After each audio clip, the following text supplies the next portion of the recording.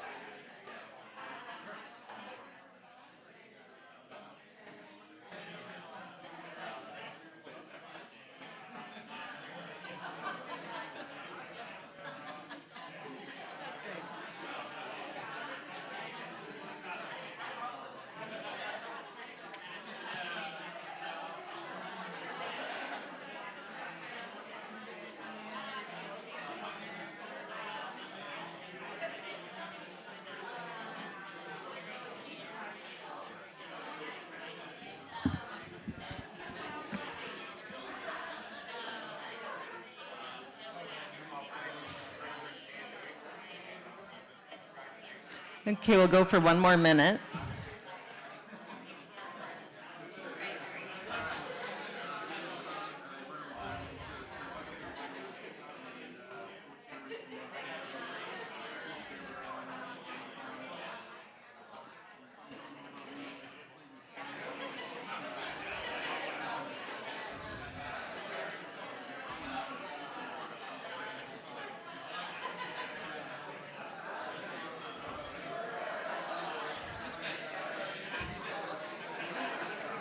So wrap up when you can.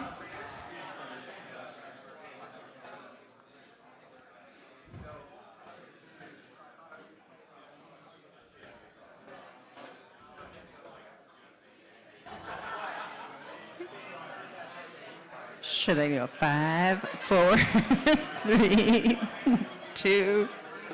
Just kidding. This is where I forgot how to teach a class.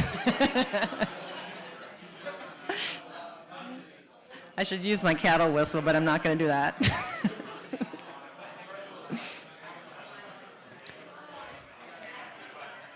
I'm just going to start talking. Boop, boop, boop. Okay.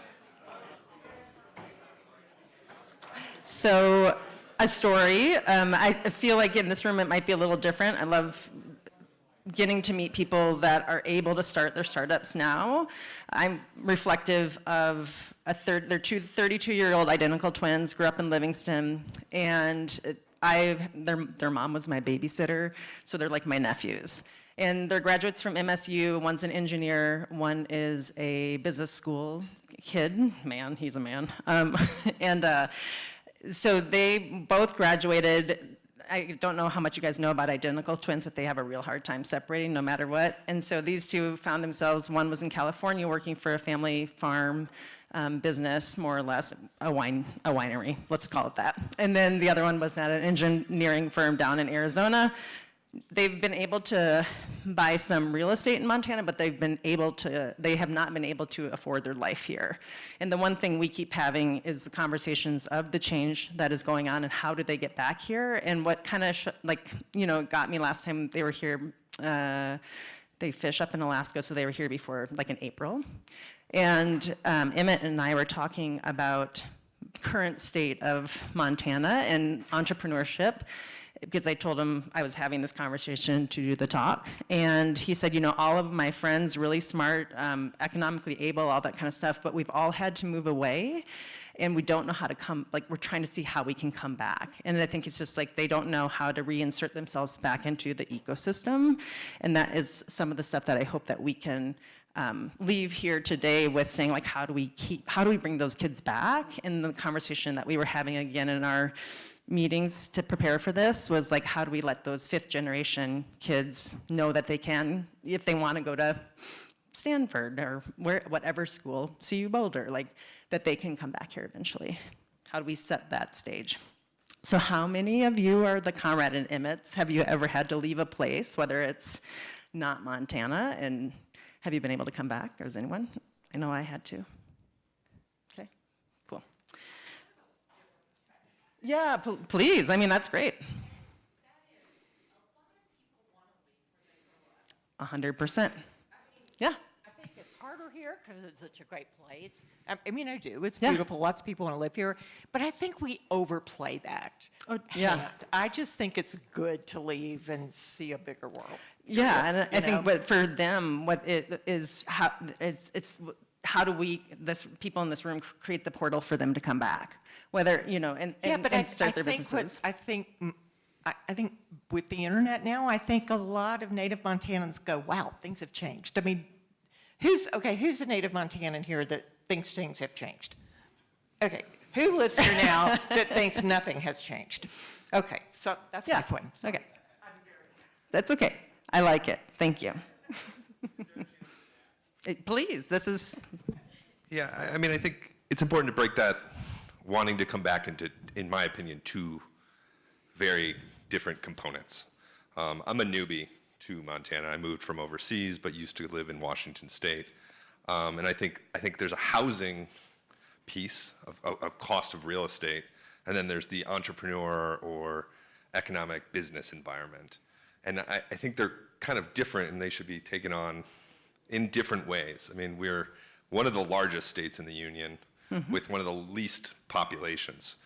So I think at least on the real estate piece, we should be able to do better. Great. Period. Yeah. Like just like, numerator, denominator, simple math. On the ecosystem building, I think we had a great panel with many different types of capital. We had someone ask about infrastructure finance and project development. I think that the challenge, the 1 million people or 1 million plus in Montana also makes it a challenge. It's going to be super diverse business and then financing needs. And it's very hard to cover all of those to figure out what to build. And I think, as we see in the national environment with tariffs, it is one tool to jumpstart domestic production, but you also then have to pick not winners, but what you do want to grow.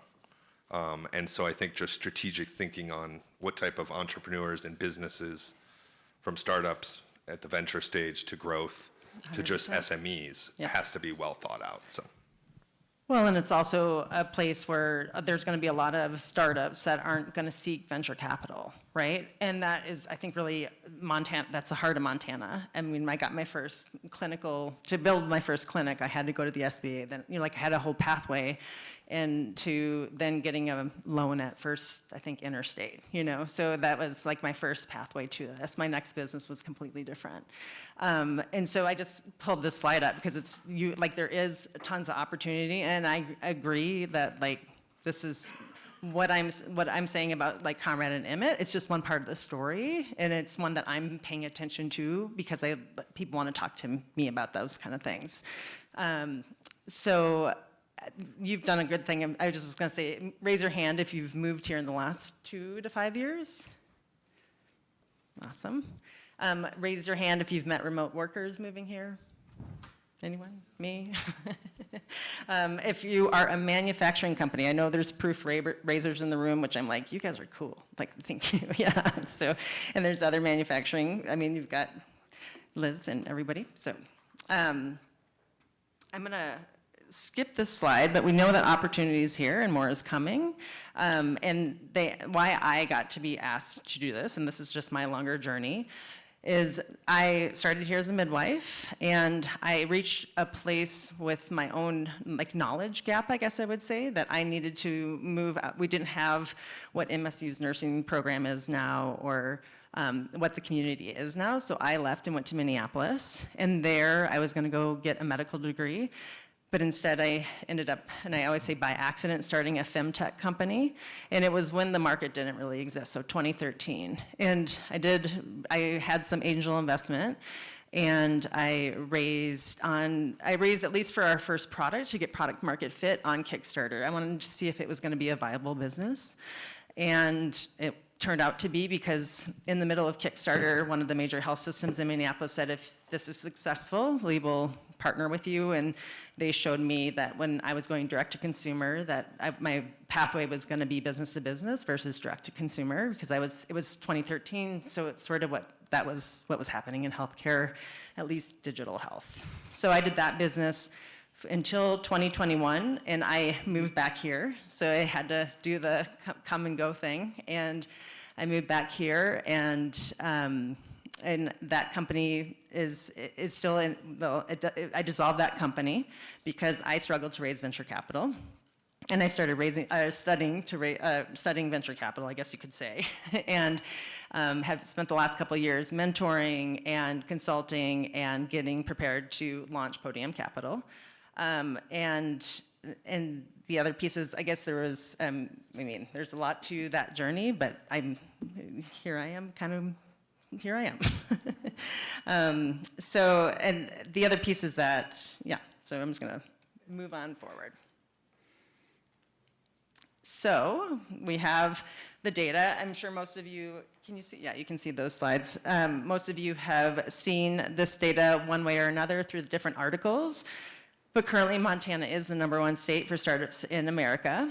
And there was another article that came out in 2024 and said that Bozeman is #3 on the most dynamic metro list, and Helena is 2024. So I heard this information first from Allison Harmon at MSU, and she was at a Reveal Technology happy hour, and it was one of those moments where I was just like, huh, Minneapolis had a very different startup ecosystem when I was there, and that was sort of what I was hoping to bring. But what I have liked about this conversation today is that the way they fund companies, they can have big family foundations or big family offices, but they also do venture funding out of them. There's a lot of diverse funding models, and that I think is something that we hopefully will see more of here, since we don't have a lot of venture capital, and we have a lot of, which we will get to in the next slide. But the data tells one story, and so does what's happening around town. I remember when we first got a Target, there was a bit of a ruckus. Then we got Costco, and then last year when Whole Foods came in, I definitely felt like a signal to me. And then now I just heard recently that we're like getting a Sephora at the mall, and they're just all signals that like I'm paying attention to as far as like how the ecosystem is changing. So, do you guys know, and like how many outside investors, whether it is capital or it is just people interested in Montana, know about the data? Does anyone have you guys heard any buzzes about Montana? Anyone? Oh, just like if people are reading these articles and calling you up and being like, oh wow, I didn't realize Montana was growing this way. That's what, I mean, okay. Yeah, I mean, I'd look at the data a little differently than other people might do.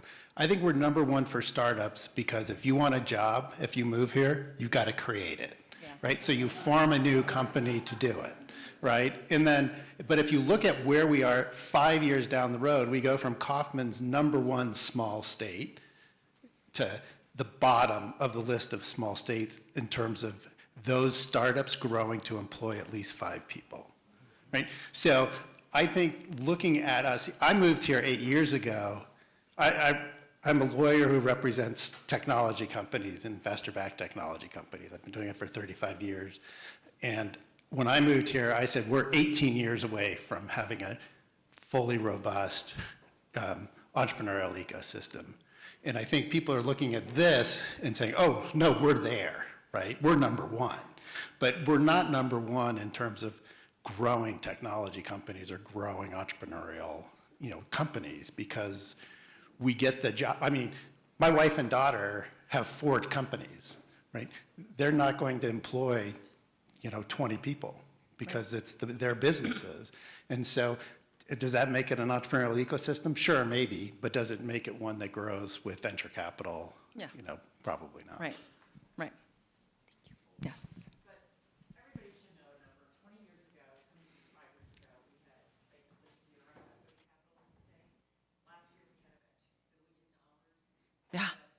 Yeah.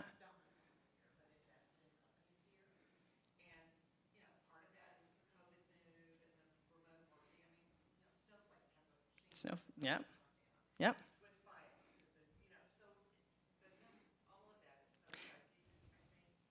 And it's just the way they pull it out too. It's like census bureaus. I mean, the data is coming from different places.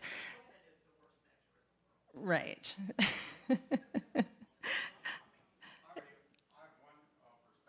A little bit closer to home, we won the Tech Hub designation in the photonics and optics and sensing field.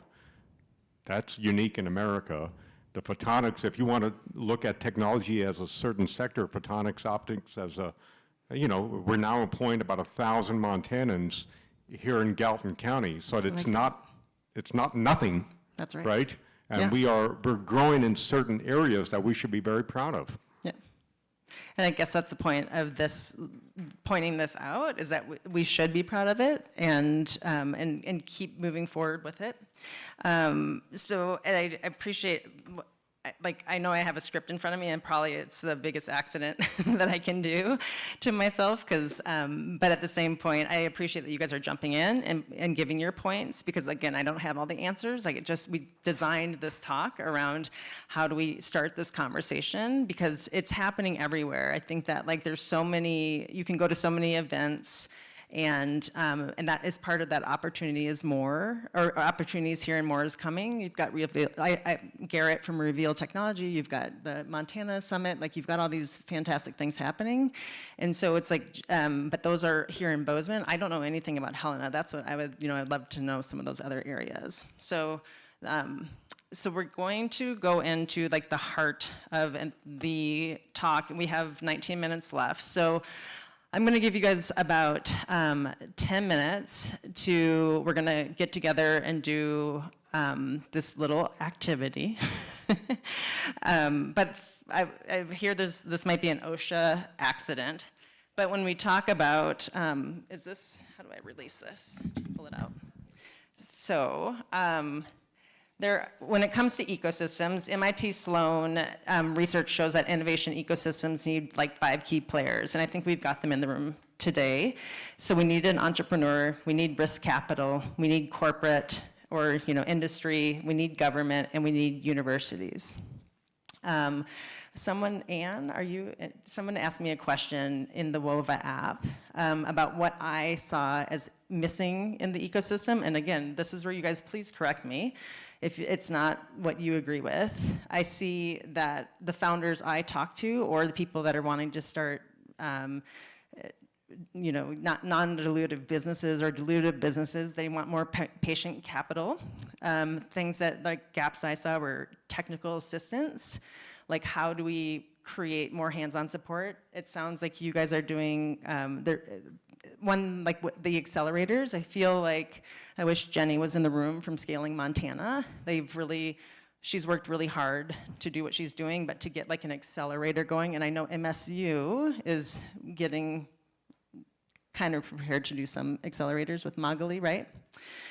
And so that is, I think that technical assistance comes from some of those places. And then cross-sectional bridge funding, capital that comes from different sectors and stages, network effects, and ecosystem infrastructure. Again, sometimes this feels bigger than me.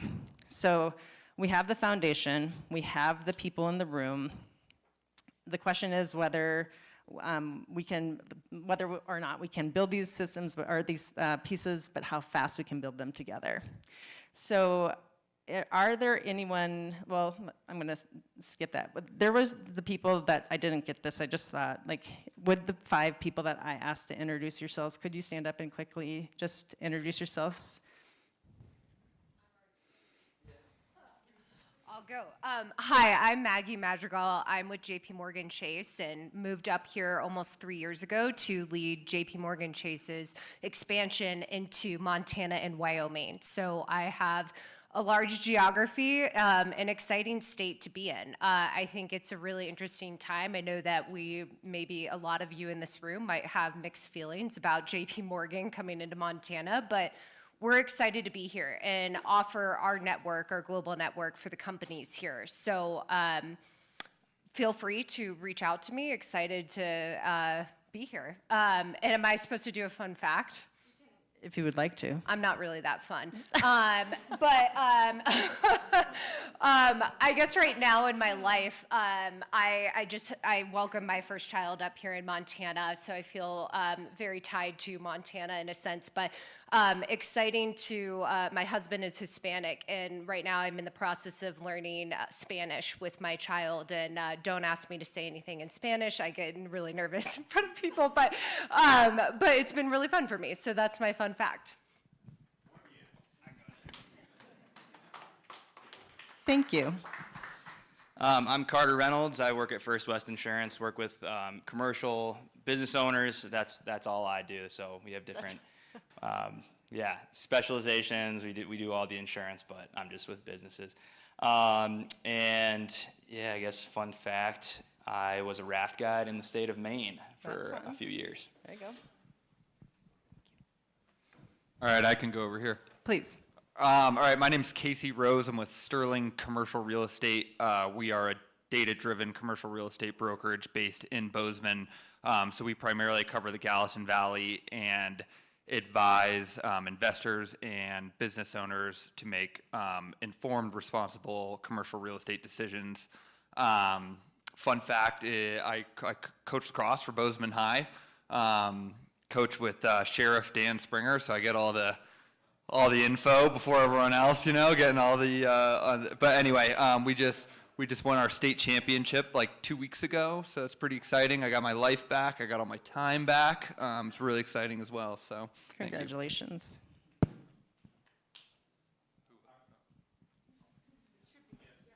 We good? Sweet. I'm Ori Kurosha. I'm a second-year sell-side M&A analyst here in Bozeman. I graduated about a year ago. Met Bryce and Christopher, who are the sponsors of this event. They couldn't be here today, so I'm happy to represent Compass Advisors. Fun fact about me, I'm a sixth-generation Montanan, and, well, not nearly as cool as Bree. She's not the only amputee in the room. I'm technically missing the top of my left index finger, so. Did you do that roping? How did I you? was fencing for my dad. There you go. Hi, Liz Hogan. Former Wall Street, started coming to Montana in 1995, but only moved here 5 years ago. And my fun fact, thanks to Maggie, I guess, is I'm learning another language also. German, because my daughter just married someone from Austria. There you go. Thank you, Liz. So the activity, we only have enough time to do this activity and then close out. So I'm going to do 3 things. It's more on the ecosystem building. And again, not an expert, but think we can play this out together. So we're going to have 10 minutes, and I've got the timer down here. So we're going to spend 2 minutes just thinking to yourself, like, what assets does your sector have?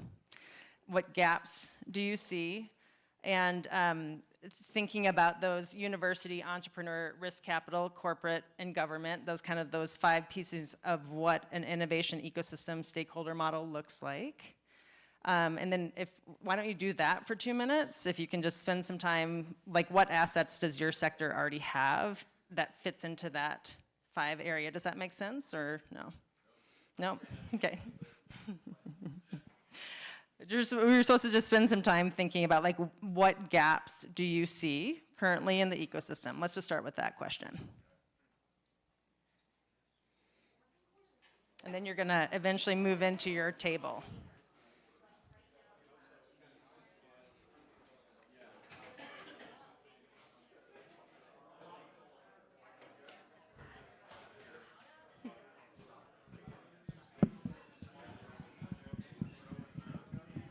What gaps do you see? I guess I'm going to work with you.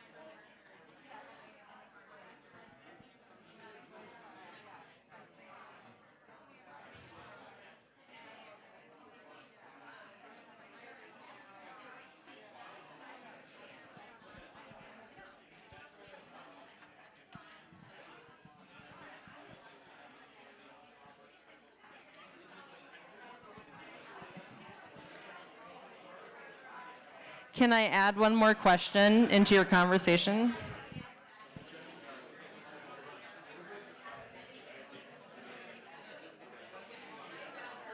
I'm going to add one more, real quick.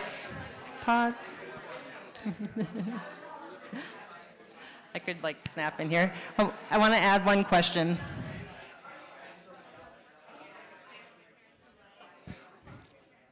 This is what happens when you let us talk. Go like that.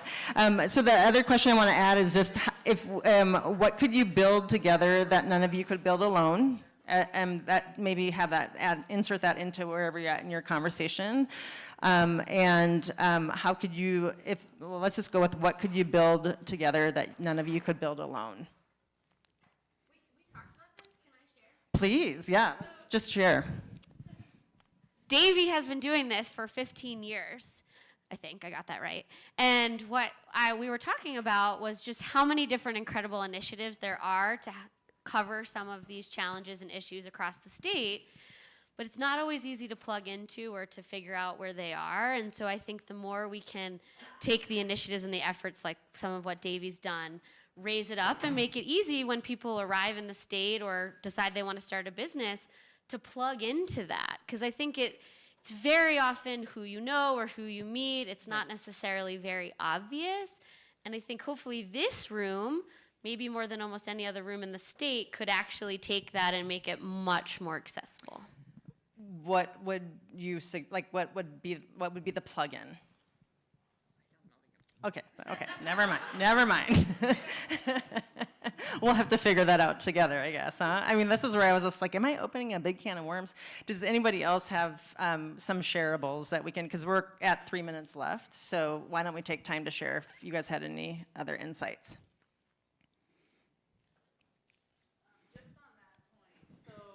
Scaling Montana, Jenny Graff has put together a really nice resource of incubators and funders and government programs, et cetera. So check out Scaling Montana. And Carl and I and a colleague Morgan wrote 2 reports on access to finance in Montana from the funder perspective and from the business perspective. And we presented at past events of the CSI the last 2 years on some of the initial findings and also the final 2 reports. They're on the Accelerate Montana website. You can also just Google access to finance in Montana. You'll come across those 2 reports.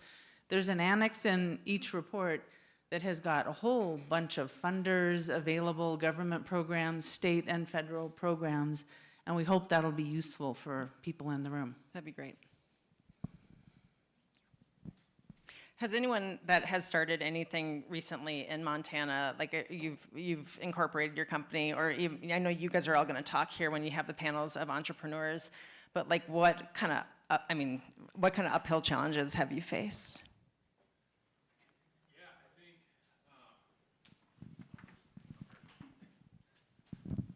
I think we've been lucky to have a very supportive community. I think we were just talking about this here, like the question was like, how do you meet other manufacturers in Montana? And everyone's been really welcoming. And I mean, we worked with Montana Knife Company recently over in Missoula, and they're just like, hey, just come over and just look at what we're doing. And like, just seeing how they operate was really nice. So I just think the welcoming community, whether it be through MSU or some of the local bakes, like opportunities, just like the welcoming nature that we've encountered as we've been here thus far has just been really helpful.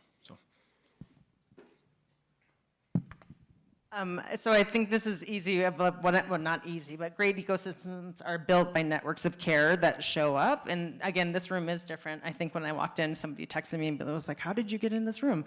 And it was an interesting introduction, and I'm grateful to it, but it does take showing up consistently. How many people are not from Bozeman? Okay, see, so it's more than, are you from, how about Helena? Okay. And then Billings, okay. Great Falls, Missoula. Okay. Well, it's great that it's not just Southwest Montana, and I think that's something I really wanted to hit, and I know I did not because I've got a minute left. But I would love to know some of those other towns and what's going on, because I feel like we get isolated in the communities that we're at. But so how do we stay connected? And I don't have answers of like how to move forward, other than we're going to have to figure out what this little like plug-in is that we do, so that when people move here, and maybe that is something we take on after this and talk to each other, and Maggie and I talk about it, and there's a lot of other people, but we will need to spread ourselves out across the state versus just being hyper-focused on Bozeman. Please. Yeah. I think all of us should do our own version of that, right? Go visit other counties, go to the chambers, see, just branch out. There's a lot to see and amazing Montanans to talk with. Yeah. That's what I've found. I've traveled all over. Thank you.